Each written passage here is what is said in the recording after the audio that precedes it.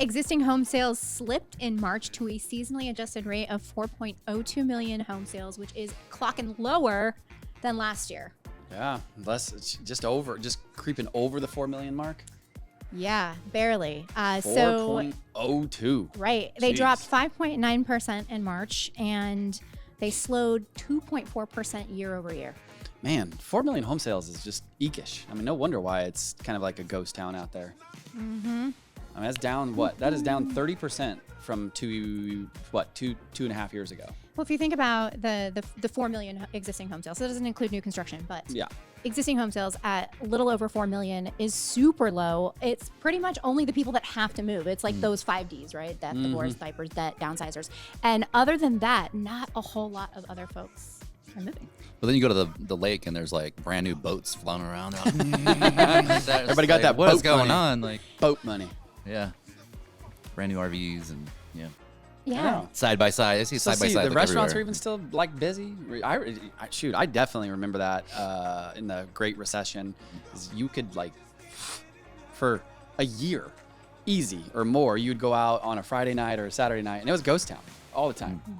It was different times. So no doubt that the economic uncertainty is definitely playing an impact in people purchasing homes.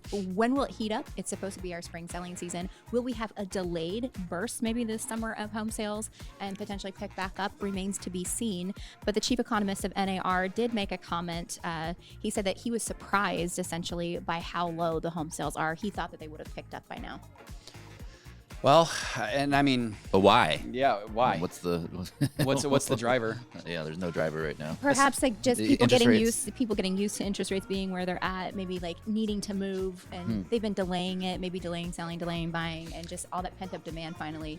Well, I come mean, into fruition. maybe in a few weeks when we settle with China, everything the levee will break and Yeah. people will flood to the market. I mean, meanwhile, Bitcoin's back up, Oh, dude. 10% in a week. Yeah. It's just The last 3 terrible. days, ever since when was it? Friday last week or sometime recently when they made the announcement that, hey, we actually see the light at the end of the tunnel. They came out and said that everything's been pump.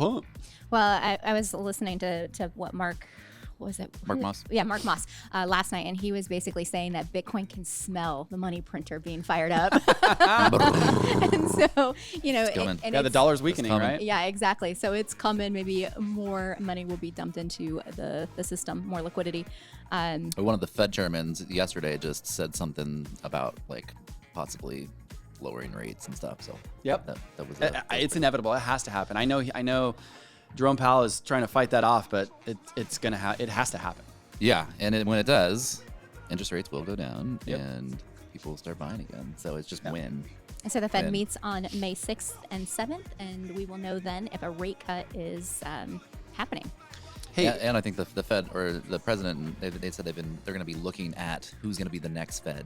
And I think that a lot of people were saying that this other Fed that I can't remember which Fed said it yesterday, but they said What is he was the next basically Fed? like going, yeah, we should be lowering rates, Oh, soon. is his name in the hat? Oh, I think he's putting it in the hat. Throwing his name in the hat. Yes. I'll play So, nice new White House administration.